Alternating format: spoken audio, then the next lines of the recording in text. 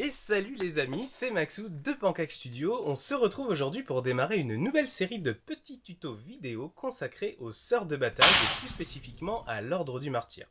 Alors vous me direz, pourquoi l'ordre du martyr? Bah tout simplement parce que je surkiffe les figurines de Juniter Vita et du triomphe de Sainte Catherine et que tout simplement j'avais envie de peindre du noir qui est une couleur ou une absence de couleur en fait qui n'est pas facile de traiter au pinceau.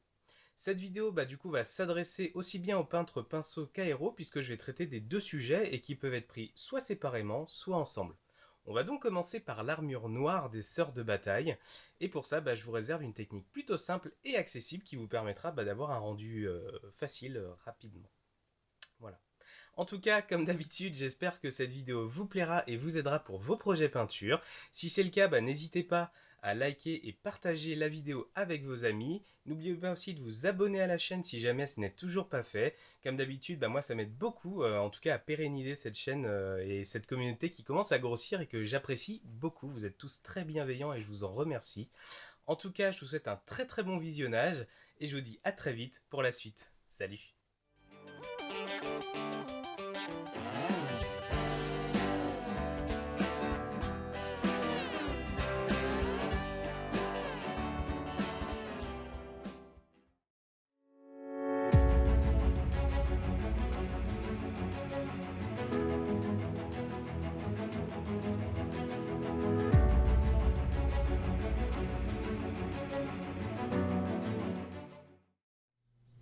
Et on se retrouve les amis pour démarrer ce tuto de peinture sur une sœur de bataille. Alors comme je vous l'ai dit, on va partir sur un schéma de couleurs classique, donc on va être sur l'ordre du martyr. Pourquoi cet ordre là? Parce qu'à titre perso, j'adore la figurine de Juniter Vita, qui est un héros de l'armée et de l'ordre du martyr. Donc j'ai décidé pour mon armée de partir sur cet ordre là. On va donc démarrer cette première étape, ce premier tuto par l'armure et pour ça je vais venir utiliser trois couleurs différentes.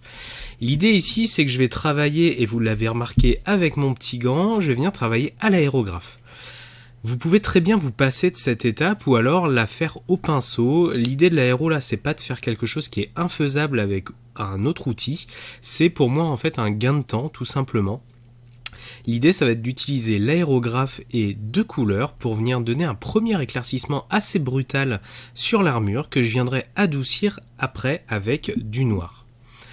On va donc démarrer avec une première couleur qui est le bleu Mirage France de chez Prince Auguste, qui est en fait un gris foncé un peu bleuté, qui va venir donner en fait cet effet bleu sur une armure noire, qui est une couleur que moi je conseille quand on travaille le noir, puisque ça permet de donner un noir coloré qui est facilement interprétable et qui est très lisible.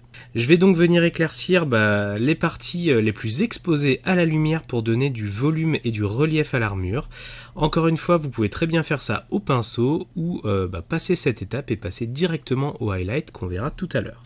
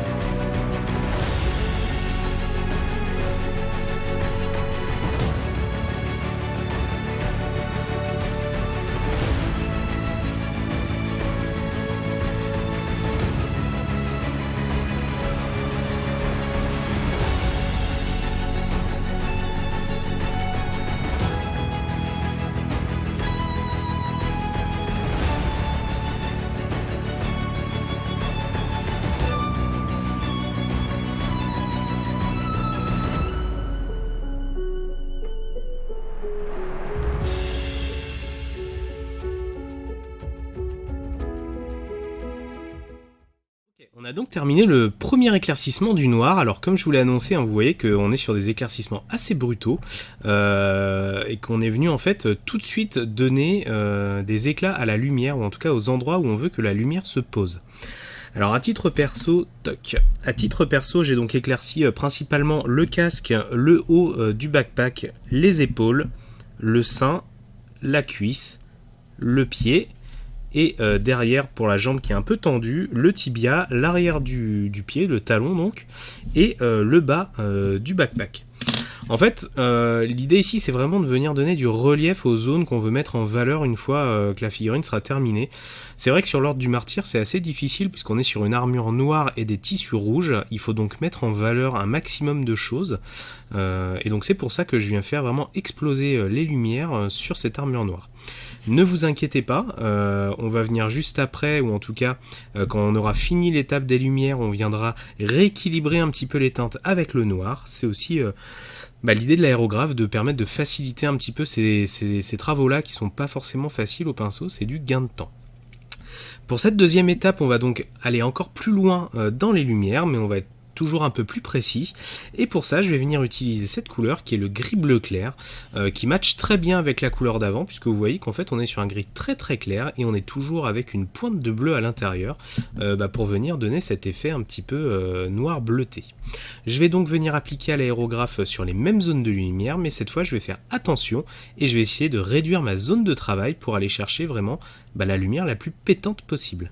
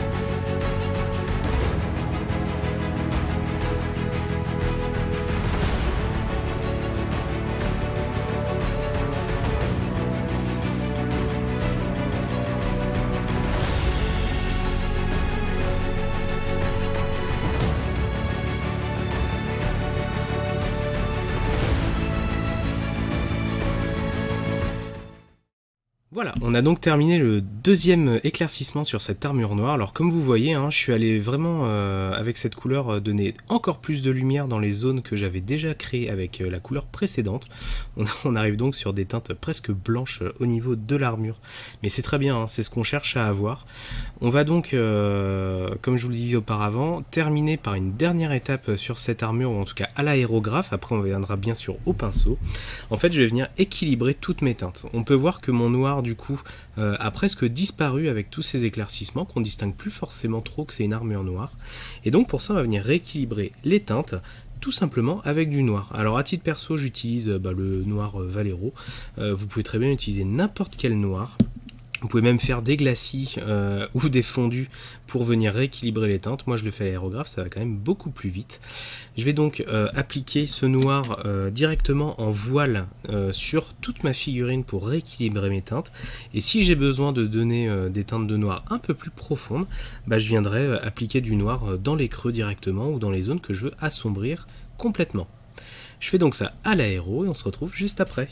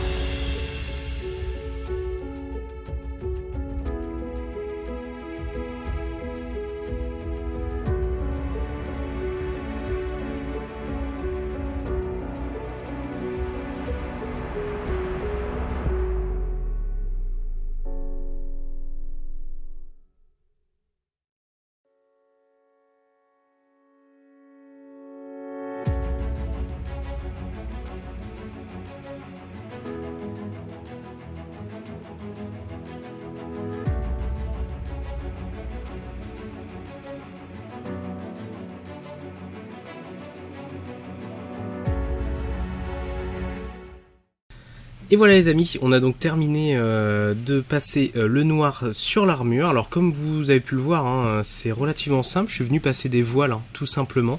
Et je suis venu appuyer mon noir dans les zones que je voulais assombrir, ou en tout cas retravailler, hein, typiquement en dessous la partie basse des boules du backpack, au niveau de la cuisse, au niveau des épaules, là au niveau de la base des épaulières, et au niveau du casque. Alors encore une fois, bien entendu, ces étapes à l'aérographe sont optionnelles et du coup, vous pouvez très bien vous en passer ou alors les faire au pinceau. On va passer à la deuxième étape de cette armure noire parce que c'est pas fini. On va venir reprendre nos deux couleurs de base là qu'on a utilisées à l'aérographe et cette fois on va utiliser des techniques en fait assez simples puisqu'on va venir faire des edge highlight.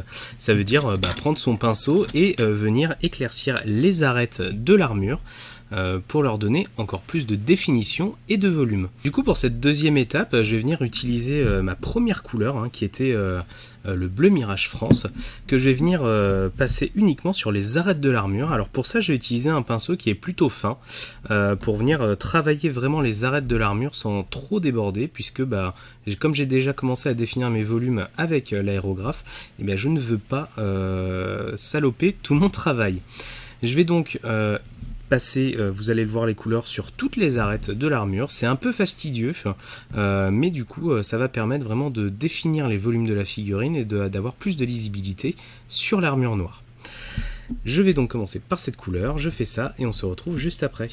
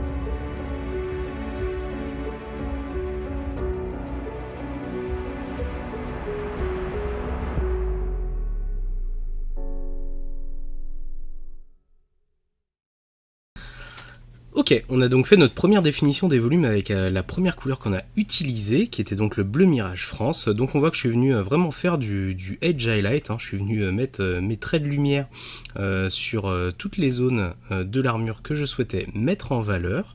On voit que ça donne tout de suite un peu de relief à l'armure, hein. Elle commence à ressortir. Il va nous rester une dernière étape au pinceau pour venir terminer cette armure noire et ce premier tuto sur les sorts de bataille. Et ben, je vais revenir tout simplement avec mon gris bleu clair au pinceau, et cette fois je vais venir refaire du Edge Highlight. C'est un peu laborieux, mais pour moi c'est une étape qui est indispensable, et je vais donner en fait un dernier point de lumière sur toutes les zones de l'armure pour vraiment donner de la profondeur au noir et du coup donner encore plus de lisibilité à cette armure.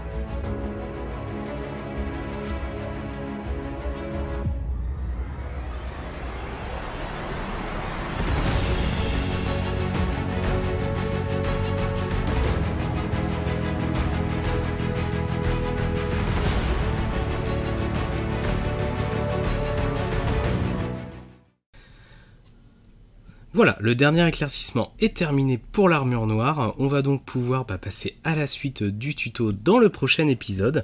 On viendra attaquer les tissus de la robe qui seront en rouge pour le coup. Et vous verrez que la contraste va nous servir énormément, en tout cas pour donner du volume à ce tissu. En tout cas, j'espère que ce premier tuto sur les sorts de bataille vous aura plu et vous permettra peut-être de vous lancer sur cette armée qui est, ma foi, une armée qui n'est pas simple, mais qui, je trouve, est passionnante en termes de modélisme. Il y a plein de choses à faire. En tout cas, moi, je vous souhaite une excellente semaine. Je vous dis à la prochaine pour la suite du tuto. Salut les amis.